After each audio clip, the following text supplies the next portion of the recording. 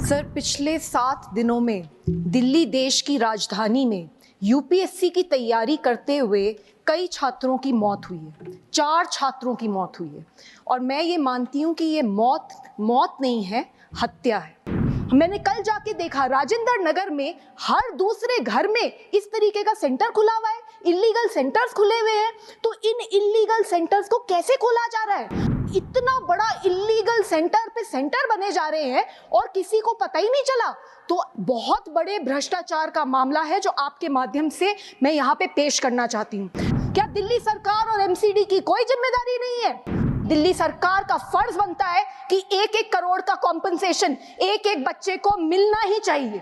मैं कल वहां गई, मुझे बड़ी पीड़ा है इस बात की कि अभी तक दिल्ली सरकार का कोई भी मंत्री, दिल्ली सरकार का एमसीडी का कोई भी इलेक्टेड रिप्रेजेंटेटिव, कोई भी ऑफिसर इन परिवारों से नहीं मिला है। सुश्री स्वाति मालीवाल।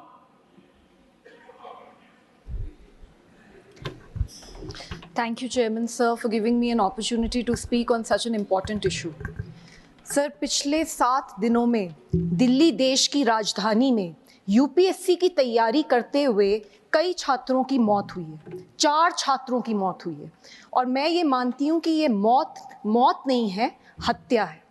सर, हमने देखा किस तरीके से पटेल नगर में एक छात्र, नीलेश राय नाम उसका था, वो लड़का अपने घर के बाहर खड़ा था और वहाँ पर पानी भर गया और इस कारण से जैसे ही उसने गेट पकड़ने की कोशिश करी, उसका करंट लग के उसी वक्त मौत हो गई। 2 दिन पहले राजेंद्र नगर में बुरी तरीके से 3 बच्चे डूब के मर गए।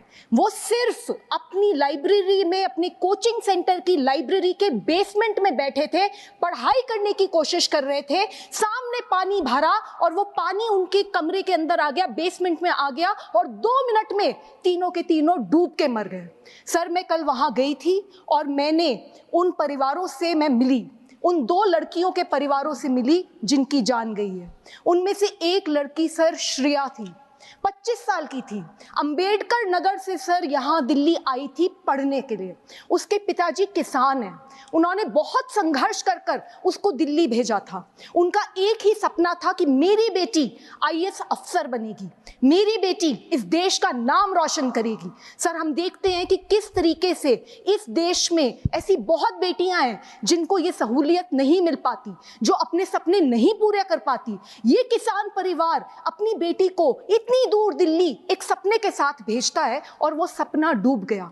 इसी तरीके से तान्या जो 21 साल की थी, नवीन भी जो केरला से था, तान्या सिकंदराबाद से थी। सर, दोनों के दोनों डूब गए। कौन जिम्मेदार है? सर, आज दिल्ली देश की राजधानी में पूरे देश से, अलग अलग कोनों से, गरीब परिवारों से सर लोग आते हैं, बच्चे आते हैं यहाँ पर आईएएस ऑफिसर बनने का सपना देकर। सर, वो सिर्फ अपने लिए नहीं आते, वो एक ऐसा सपना लेकर आते हैं कि हम इस देश की गवर्नेंस में बदलाव लाएंगे, हम भ्रष्टाचार खत्म करेंगे, हम अपने गांव का, हम अपने शहर की स्थिति सुधारेंगे। और सर, इन बच्चों के साथ ऐसा होता है, किसी की कोई जवाबदेही नहीं है। सर, हम ये देखते हैं, मैंने कल जाके देखा, राजेंद्र नगर में हर दूसरे घर में इस तरीके का सेंटर खुला हुआ है, इलीगल सेंटर्स खुले हुए हैं। तो इन इलीगल सेंटर्स को कैसे खोला जा रहा है? आप देखिए, अगर कोई भी अपना दिल्ली में कोई घर बनाता है, अगर घर में थोड़ा सा भी कंस्ट्रक्शन ज्यादा हो जाता है, तुरंत एमसीडी वाले आ जाते हैं, तुरंत वहां पे वो हल्ला करते हैं और इतना बड़ा इलीगल सेंटर पे सेंटर बने जा रहे हैं और किसी को पता ही नहीं चला। तो बहुत बड़े भ्रष्टाचार का मामला है जो आपके माध्यम से मैं यहाँ पे पेश करना चाहती हूँ। सर, हमें ये भी देखने को मिलता है कि थोड़ी सी बारिश होती नहीं और दिल्ली में कई इलाकों में ऐसा हाल हो जाता है कि नाव लेके निकलना पड़ जाए लोगों को। तो ड्रेनेज सिस्टम को कौन साफ करेगा? क्या दिल्ली सरकार और एमसीडी की कोई जिम्मेदारी नहीं है? सर, मैं ये आपके माध्यम से सर मैं 3 डिमांड रखना चाहती हूँ। सर, सबसे पहले ये जो एफआईआर हुई है, इस एफआईआर में उन कोचिंग के सेंटर के जो लोग हैं उनको पकड़ लिया है पुलिस ने सर, लेकिन ये जो अधिकारी हैं और चुने हुए रिप्रेजेंटेटिव्स हैं, उनकी जिम्मेदारी कौन सेट करेगा? सर आप देखिए, वहां पे मुझे बताया गया, बच्चों ने मुझे बताया कि किस तरीके से उन्होंने कंप्लेंट्स लिखी थी, पार्षद को लिखी थी, एमएलए को लिखी थी और कोई एक्शन नहीं हुआ। तो तो जो एफआईआर हुई है उसमें पूरी तरीके से जांच होनी चाहिए और ये जितने भी अधिकारी हैं इन सब के ऊपर सख्त से सख्त कार्रवाई होनी चाहिए। एक ऐसा मैसेज देना चाहिए कि आगे किसी की हिम्मत ना हो इस तरीके का लापरवाही या भ्रष्टाचार करने की।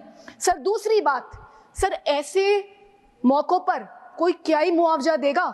एक परिवार जिसने अपनी बेटी खो दी, जिसने अपना बेटा खो दिया, सर उसके लिए तो सब कुछ खत्म हो गया। मैं कुछ भी कह दूं, हम सब मिलके कुछ भी संवेदना प्रकट कर दें, हम उनका कोई भी खामियाजा नहीं कर सकते, हम उनकी संवेदना प्रकट ही नहीं कर सकते सर, वो इतनी पीड़ा में है। लेकिन दिल्ली सरकार का फर्ज बनता है कि 1-1 करोड़ का कॉम्पनसेशन एक एक बच्चे को मिलना ही चाहिए। तीसरी बात सर हम ये देखते हैं इतने सालों से यूपीएससी की तैयारी करने के लिए दूर दूर जगहों से दिल्ली में बच्चे आते हैं, पर अभी तक दिल्ली सरकार ने इस तरीके के पीजीज को, इस तरीके के कोचिंग सेंटर्स को रेगुलेट करने के लिए कोई कानून नहीं बनाया। यूपीएससी की तैयारी करते हुए जो बच्चे हैं या बाकी एग्जाम्स की तैयारी करते हुए जो बच्चे हैं उनके वेलफेयर के लिए कोई स्कीमें नहीं बनी है, कोई गाइडलाइंस नहीं है। ये सारी की सारी गाइडलाइंस होनी चाहिए।